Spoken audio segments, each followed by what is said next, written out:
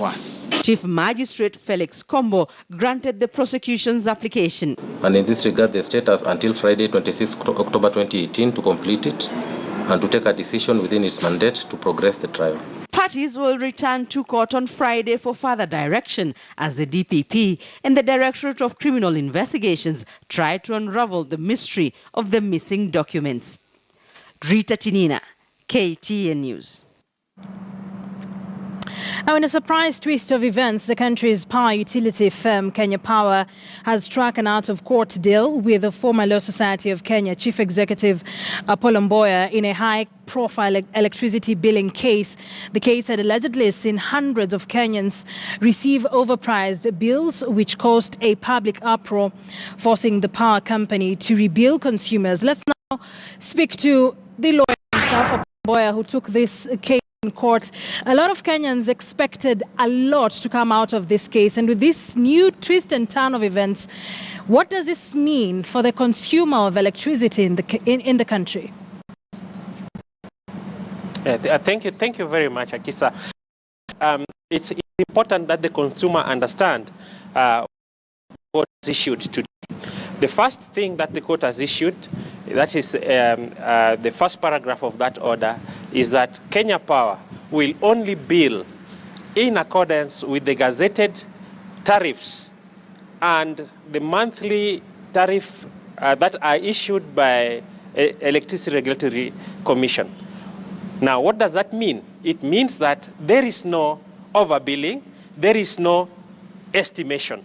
That's the first aspect of it. Yeah. The second aspect of it is that all the consumers in Kenya, there will be a moratorium of 1 month without disconnection of electricity.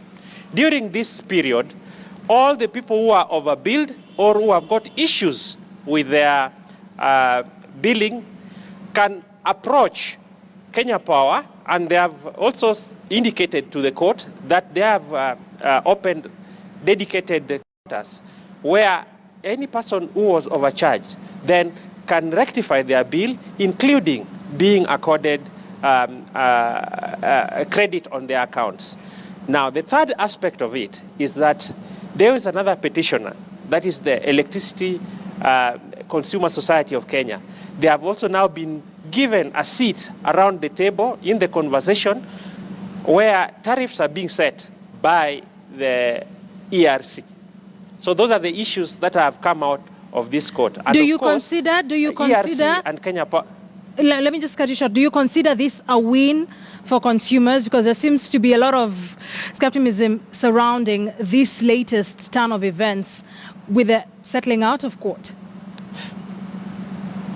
This is definitely a win for the consumers. Why is it a win?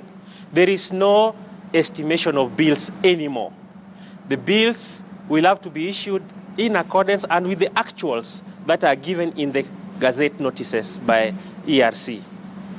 And it's a big win. And then we are going to see a moratorium of 1 month where there is no disconnection of electricity.